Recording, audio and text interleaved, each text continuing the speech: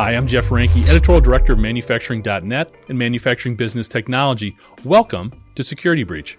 While the growth of ransomware, phishing schemes, and other nefarious cyber activities are obviously not positive developments for the industrial sector, the resulting exposure and fallout from high-profile events like Colonial Pipeline, JBS, and most recently Dole Foods have mandated a need for more data on attack surfaces, hacker tactics, and the bad actors themselves. This mandate has led to the creation of numerous reports and data sets focused on better understanding the looming threats and developing strategies focused on responding, diffusing, and ideally, eliminating them. And while I'd be remiss not to mention recent data from outlets like Tenable, Dragos, and Varonis, IBM Security's most recent Threat Intelligence Index is what we'll be taking a closer look at today.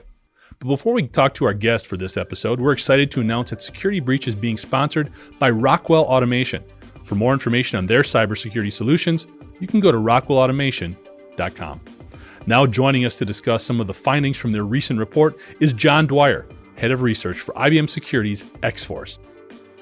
So again, John, thanks so much for joining us today. I guess in talking about the Threat Intelligence Index for 2023 that IBM put out, first things first, I guess, was there any surprises in any of the findings that you unveiled? So it's been very interesting to see the evolution of the threat landscape, especially over the last few years, like with the introduction of like the golden age of ransomware, to watch what's happened from the, cyber threat landscape on a global level. I think that there's a lot of interesting nuancy data points within that threat report, which I'm sure we'll dive into. I think the one thing that shocked me the most was just the speed in which adversaries adapt to tactics that work for them. So I always say this, it's like water will always find the lowest point in any place. Adversaries will always find the path of least resistance to payment.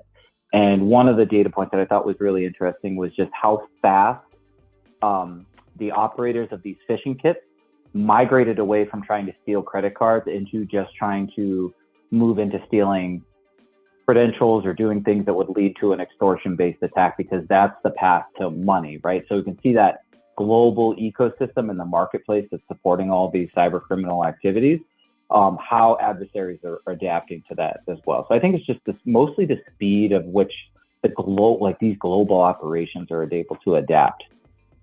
Yeah, I thought that was really interesting too. And looking through the findings, one of the things, especially with the industrial sector, which is who our audience focuses on, ransomware is such a huge issue right now. And one of the things that the report pointed out is I think the time of the actual attack went from like 2.5 months to like 3 days.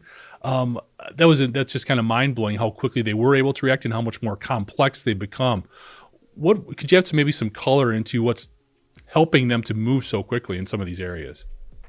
Yeah, so that's, it's so fascinating to watch ransomware evolve over the years. Like, in the 2018, 2019 era to watch where it started. That 2-month time frame, to provide some context behind that data point, is normally we would respond to an incident and we would find evidence of an access broker, so a piece of malware that enabled ransomware operators to gain access to the environment to carry out the attack. And we would uncover evidence of that piece of malware operating within an environment for weeks at a time before things turned into a ransomware attack.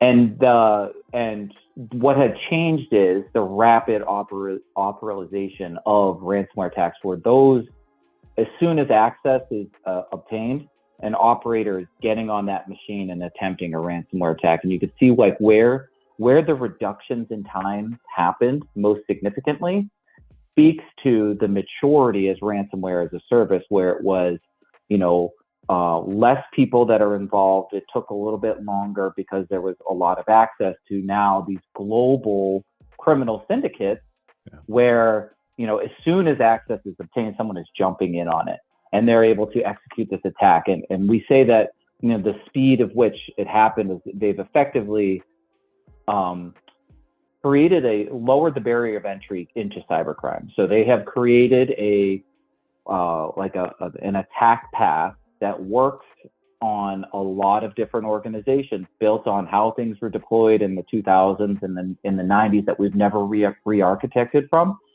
And this one attack path is applicable to a lot of different organizations. And so they can get really efficient because once they gain access, they can carry out the same attack. And now we're working off of like mostly like a playbook style of attack. And you can see that that's really what has caused the efficiency gains in that shrinkage of time. Well, and correct me if I'm wrong, but a lot of that is how specialized a lot of the roles have become as well. You've got some people who just focus on the intrusion and they'll hand it off to somebody else who does the data collection or the data theft, and somebody else who actually handles the negotiation for the ransom. It's just become much more complex. Yeah, I love that you brought that up because depending on who you talk to, Jeff, like you'll get two different sides of the story. It'd be like, ransomware is an ultra advanced, and people love to throw around APT as like the hallmark indicator of someone's sophistication, or you'll talk to someone else and they'll be like, well, ransomware is not that advanced. They're not doing anything new that we haven't seen over the last 5 years. And both of those things are true, but I don't think that speaks to how sophisticated the actual global ecosystem that is keeping all of this afloat. Now that, to your point, like how this business of ransomware has spawned other areas of business that are keeping all of this afloat, where you can specialize in getting access or harvesting credentials or doing negotiations or, working on crypto exchanges to broker money. It is a fantastically complex thing. I was fortunate enough to get to work on the ransomware task force, which is part of the mandate for the federal government. So they had a lot of public and private organizations come together and basically build what does the ransomware ecosystem map look like, from the target organization to how it gets paid out, how many different individuals or groups that are involved to keep this thing. And that map, you can Google it, when you see it, it's striking just how complex it is. Yeah, incredible. One of the things that you brought up in the report too, I thought was really interesting, and I hope you can provide a little more detail on too, is the growing number of backdoor attacks and how successful they've been. There's been more of them. Could you offer us a little bit of detail on why is this growing and why has this sort of become the flavor of the month for hackers, if you will? Yeah, so it's, I think, well, there's two caveats to that data point. First, like this is the first time since we've tracked these kind of types of attacks where we split backdoors off as an individual and attack type. And the nuancey piece of that is that, the top two attack types you see is backdoor and ransomware. And those two attacks aren't necessarily mutually exclusive. So the majority of ransomware attacks, almost all, involve some sort of backdoor one way or the other. And why this is the interesting part. Like this was such an interesting data point that we were able to uncover, is why we saw backdoors overtake ransomware is we actually saw a marked improvement by organizations to detect ransomware attacks before the ransomware is deployed. In previous years, most often we would get called as the ransomware was the detection point. But if you look at, we've released a paper called The 5 Stages of a Ransomware Attack. And stage 5 is the deployment of the ransomware. And what we've seen is that clients are actually calling us before stage 5 for the first time ever at a rate where it's actually impacted the statistics to say, if we go back through and look at those backdoor cases and really get into the details, we can make really good, like there's a lot of indications that those backdoor incidents would have turned into a ransomware attack. Either we found ransomware staged, or it, was an access broker associated with ransomware attacks, or there's some other intelligence. So that's the good news story about that, is we've actually seen a little bit of a tilt in the right direction and marked improvement in detection and response capabilities from the clients that we get to work with. Interesting. One of the things here in the industrial sector, again, we get more connected devices. The whole IoT movement is very strong, and it makes a lot of sense for what we want to achieve in manufacturing. It's also created a lot more of kind of a broader sort of landscape of potential vulnerabilities as well.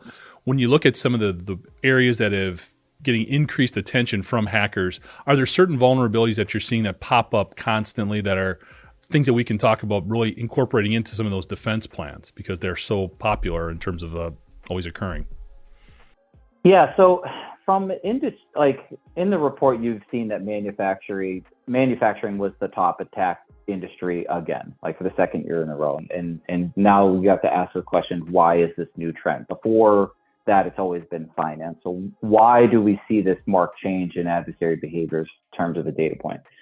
Now, while most of the attacks, the majority of the attacks we're working with are, you would say, crimes of opportunity, you do see behavioral changes in adversaries to say which ones are they going to pay attention to once they have an opportunity. They don't have to act on every opportunity, but you do see enough of a trend to say they're more likely to act on an opportunity if it falls within a certain business vertical.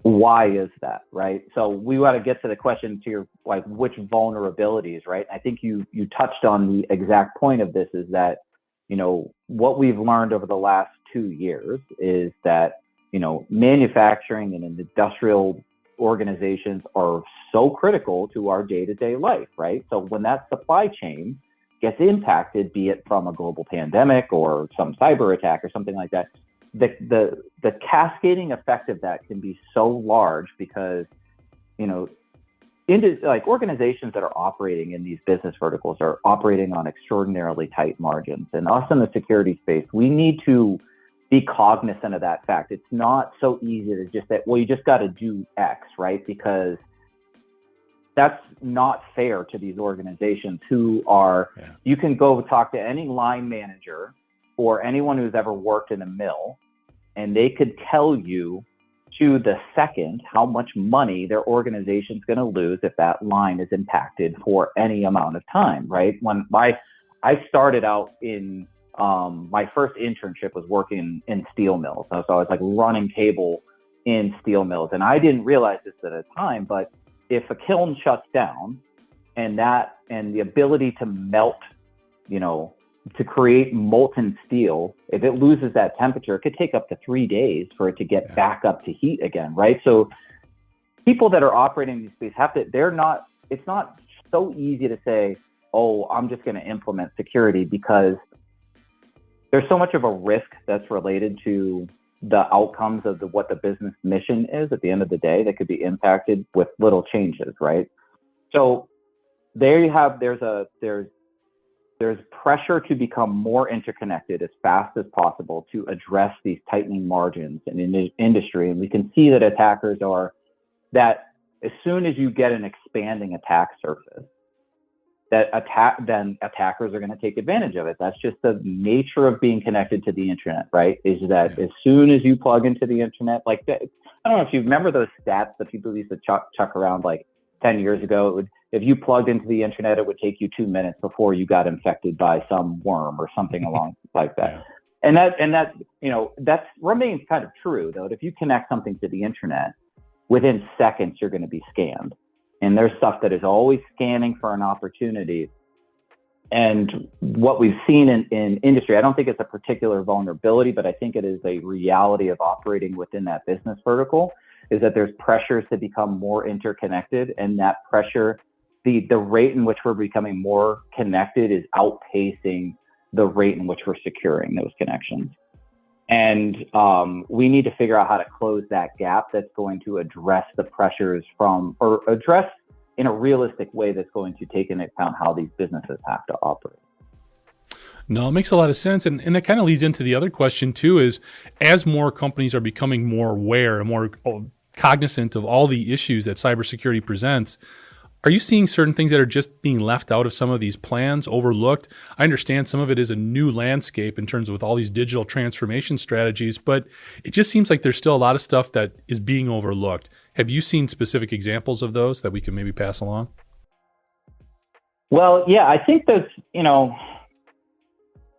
as an industry, we need to do a better job of presenting a why to what you need to do to get an actual action. And you need to do that through presenting it in terms of some sort of risk quantification that is going to make sense to a business, right? So we have been talking about the number one thing, like what is something that we are seeing across that is enabling all of these kind of attacks is kind of the question that you test. And it's mostly an overextension of privileges, right?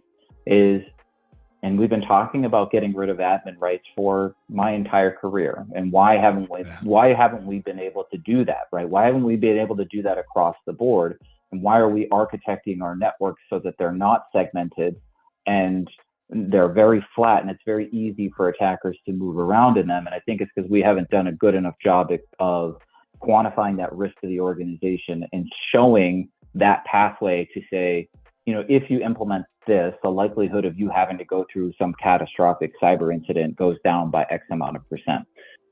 So a lot of these organizations that we see, regardless of industry, but especially in manufacturing and industrial, is an overextension of privileges, flat networks that are not segmented, that just kind of make things easy for these attacks to kind of operate. And at the end of the day, we want to make attacks so expensive that it doesn't become worthwhile for them to do them anymore. No, makes a lot of sense. You work for a very interesting division, or at least it has a very interesting name when you look at IBM Security's X-Force.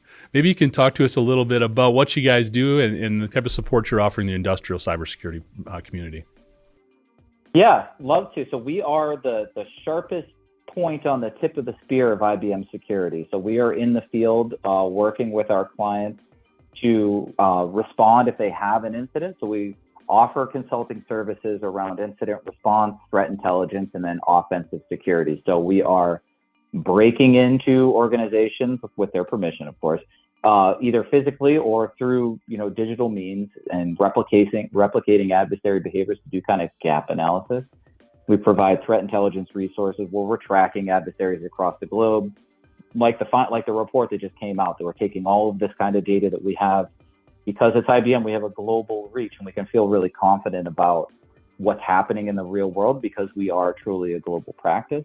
And then there's the incident response practice, which is that emergency line. Now, one of the pivots, I would say, like the in our strategic plans going forward, is that the stakes have become kind of too high for organizations to consider their response provider only when they're having an emergency, right? And so in my mind, X-Force it's our responsibility to our clients to do whatever we can do so they never have to call us, right? Yeah. So we should be leaning into proactive, and so we have a lot of proactive services that are saying, in the event that you have an incident, we're going to try to teach you how to detect and respond, contain, and remediate that so that incident doesn't become a crisis. And if you do have an incident, we want to make sure that you are trained properly, just like we would train our internal folks, so that you guys can remediate as quickly as possible. And we're only coming in as that strategic advisor. Obviously, if you have an emergency, we'll be boots on the ground and run that for you.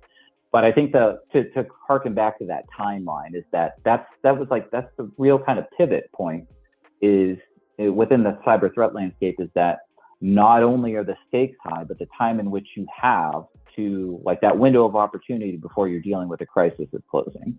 And so it is, in our best interest for our clients to start moving capabilities to the left-hand side of that attack timeline by enabling our clients to be best prepared to respond to an incident themselves, to get trained, to engage us more easily along those lines. No, it makes sense. And it's good to hear that there's all this being done out there. And I can't advocate the report enough. A ton of great information out there in terms of developing and enhancing a lot of those cybersecurity plans that people are trying to assemble. So, John, I want to throw kind of a handful of sort of a hodgepodge of topics at here and just kind of get your response to them. We've talked a lot about ransomware. It's a huge issue in the industrial sector, even though, interestingly enough, the report said the frequency has gone down a little bit from the previous years to 2022. It's kind of interesting. But the biggest question is always, if you're hit with a ransomware attack and you are exposed, do you pay the ransom? What's your take? Well, our official statement is that we would never recommend anyone pay, right? Because all you're doing is feeding this beast you're incentivizing another attack. Now, with that said, I think it does need to be an individual kind of decision of whether or not you pay. The beauty of the ransomware attack, I mean, this is just me speaking here, but what they've kind of done is design an attack that is applicable to every organization under the sun. And they're able to apply pressures in different areas depending on the target of the attack. So that there's like a spectrum of of extortion. So like if you are a small company and like your local dentist office, and you get hit by ransomware, and I'm sure you've heard the term double extortion, right? Where they steal data as well as encrypt your, okay. Now, no one really cares if they steal your data, like steal my dental records and post them on the internet. I'm probably not going to even care, and I won't find out. No one's looking for, Bob's Dental on the name and shame website. Sure. But the ransomware piece is very hard. For a local dentist office, if they can't book appointments, if they can't do anything, can't do billing, that's a significant impact to their business, right? And if they don't have proper backups, who knows what's going to happen? So the ransomware piece of that is very, very, that applies a lot of pressure to pay.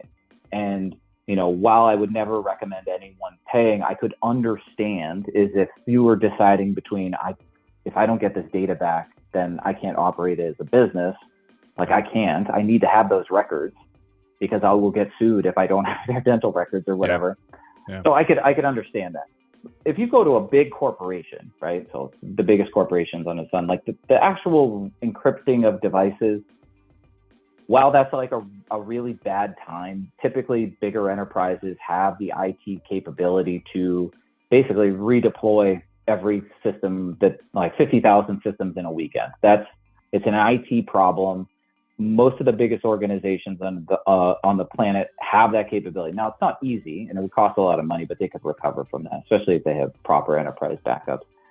But the application of pressure there is from the data extortion, right? So that's when you get the being able to apply the different levers of pressure depending on who the target is, because as we've seen, it's the data theft and the public facing kind of saying like you've been hacked and we have your data, we're going to post your data, because then you're going to impact your public perception. Who knows if there's going to be litigation or kind of fines due to mandates to come down from different government agencies to know that, hey, you lost private information, or that private information disappeared. That means you paid and you violated this law that says we're not paying ransomware people anymore. There's a lot of pressure that is applied from the exfiltration and posting of data that is stolen. I mean, if you look at the Lapsus group, like they kind of set the watermark for extortion-only attacks. So they went after and they basically were ransomware operators who didn't deploy ransomware. They just stole data and posted it. So they would able to, that makes their job easier, but they know where the application of pressure is depending on the target. So their likelihood of getting a payment didn't get impacted by them not actually deploying ransomware. So I don't know. It's such an individual. I would never recommend anyone pay, but I do feel for those organizations. I've been on the other end of those phone calls when people have called in and they've just been lost. Like, what am I going to do? Like, my organization is my business is going to fold if I don't get this data back. So I think it needs to be an individual kind of decision making, and it has to be based on the risk of what's going to happen long term. Yeah. Well, in the industrial sector, a lot of times it's less about the data and more about if they're shutting down equipment, if they're not able to do what they need to do on a daily basis, that's where the pressure comes in that instance. Because like you said, it is individual in terms of what they might be dealing with. Going along the industrial. Sorry. I was just going to say speaking to the audience that is going to take this in is like, if you could take nothing home from me, then this is the importance of understanding incident response as it relates to your mission as an organization. So in the industrial organization, they have to understand that the reason why you want to practice incident response, you want to do tabletops, you want to do exercises, you want to work with a response firm to help you, is that we want to lower the impact of an incident as fast as possible, right? We don't want to, it's not really about containment and remediation anymore, because, if we disconnect the company from the internet, that threat is contained, but now the impact of the response is worse than the threat itself. And so we need to really think about how we identify what our mission critical applications are. So what do we need to do to be a minimal viable company, and how do we develop response plans so that we can reduce that impact as fast as possible as it relates to our mission? and how do we practice to make sure we're able to do that. So when it comes, we don't have to figure it out on the fly. Well, and don't you think greater transparency about some of these attacks may help with that? Oh, absolutely. So what we've learned over the past few years of, being in the incident response game, for lack of a better term, is that we are in a very unique position that would benefit everyone to have the same sort of information. So IR consulting firms specifically are in a unique position because we get to continually observe the adversary be successful. Across the globe, we get to see what are their goals and objectives, how are they going about obtaining them, and what were they trying to do? What were their action on their objectives, right? So other organizations in the cybersecurity space, whether it be AV, EDR, MSSPs, or whatever it may be, while they do fantastic work, they have a vested interest in stopping the attacker before they get any further, right?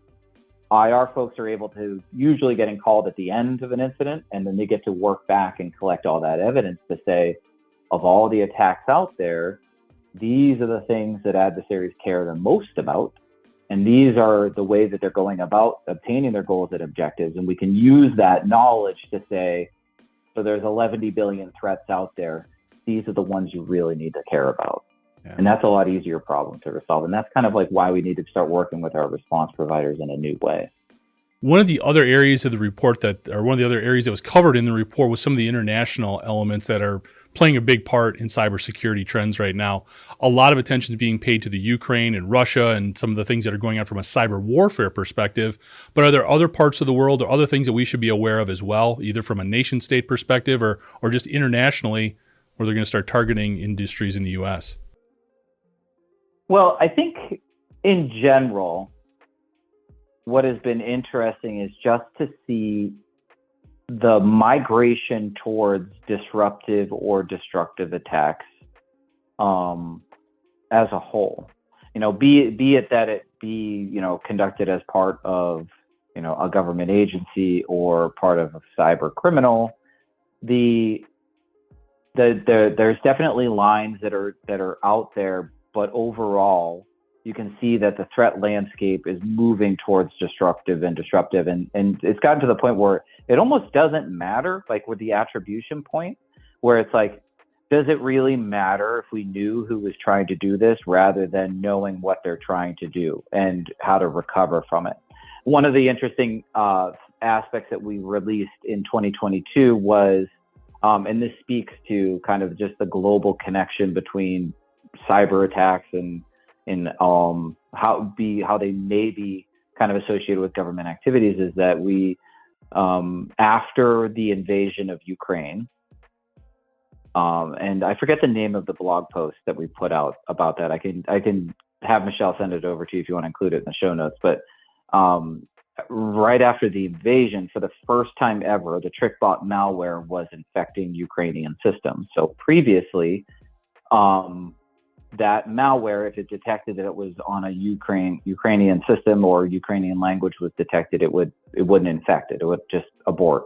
And then after the invasion, that changed. So that was a really interesting kind of behavioral change to say, wow, what a coincidence, right? And I think the part of which, whether it's associated with government activities or not, or part of cybercrime, but I think like the real kind of honest truth that we all need to accept is that, that cyberkinetic line is being blurred more and more. And we need to be aware of that, especially with your audience, especially with folks that are operating in the industrial manufacturing, is that even if it's not the preferred, even if it's not the designed outcome, right?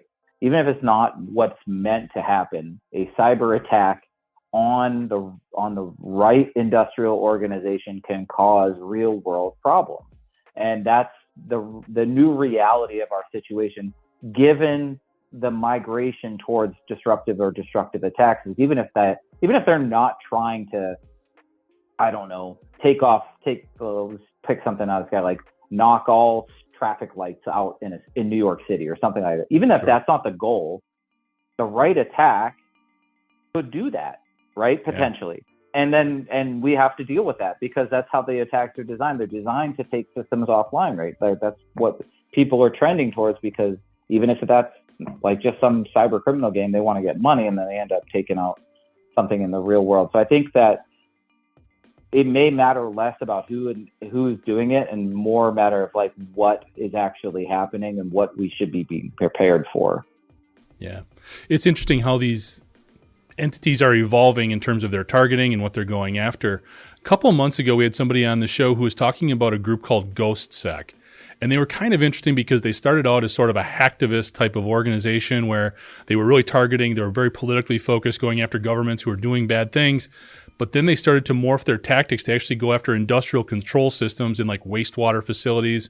Things like that were having a much broader social impact. Have you seen this proliferate in other areas where some of these groups maybe started out in one area, but now they're expanding their reach a little bit and creating, like you just said, a lot more chaos?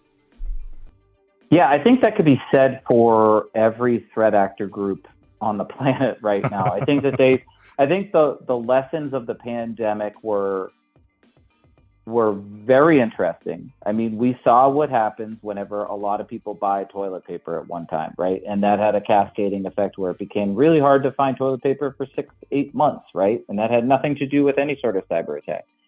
But I think that adversaries out there are keenly aware of the impacts that could happen in certain business verticals. And you can see that there's more interest being paid to certain areas, right? Like there's more, like the one thing that came out in the report was USB based malware.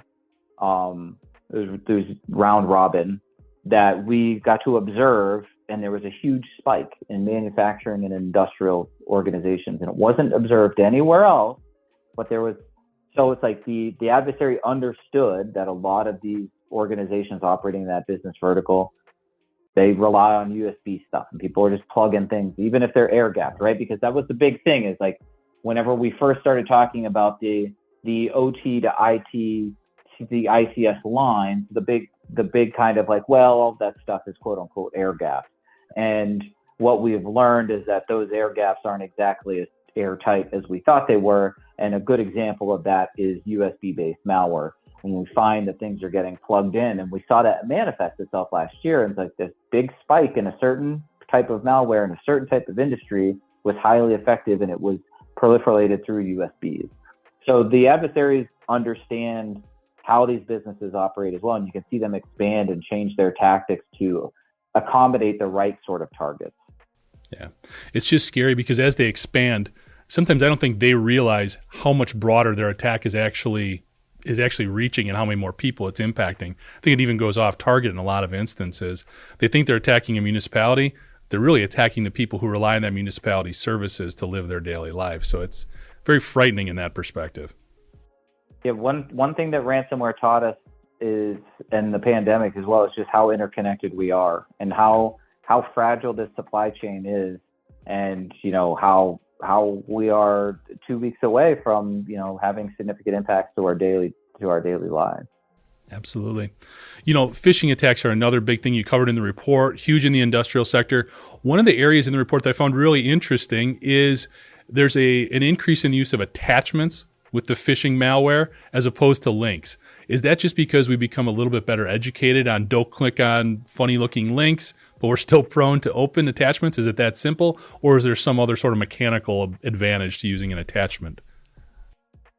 Yeah, so it's probably a combination of a lot of different things. We've seen like when like Microsoft, they went out and they disabled macros by default, right? And we saw that the adversaries pivoted into doing link files to ISOs to deliver malware through attachments that way, right? So they were no longer relying on macros and Excel documents, and then we're going to go to the ISO link kind of pathway. And in the same way, we've seen that they have, the operators of these phishing groups are keeping metrics. They understand, and they understand where they're getting their most success, right? And so I think there's been a lot of increased improvements in our security tooling ability to detect malicious links there's actively going out and taking those down. Maybe they've seen, a decline in how successful those been, except for just doing an attachment, right? Because in that point, you're just exploiting a person rather than trying to exploit a person and then bypass some sort of security mechanism based on network telemetry. So I don't know if there's one reason as to why that shift would have happened, other than the key takeaway from that is that adversaries are paying attention to success rates, and they will rapidly adapt to countermeasures that the industry takes. Yeah. And so we need to, continue to try to evolve and get better, because the attackers are. And if we don't, then that gap is going to increase. No, agree 100%. Wrapping things up here a little bit, as we look forward, what do you see some of the bigger trends that might be emerging for cybersecurity over the next maybe year and a half? And are there any new players out there that maybe we need to be aware of? Well, it's an interesting question, and I'm glad, because when we talk about what is going to happen in the future, right? Because we are what I've been calling an inflection point for ransomware right now. And this is the first time we've had data points in which we've seen a marked improvement by organizations' ability to detect and respond to it. And so I'm interested to see what path we take going forward, right?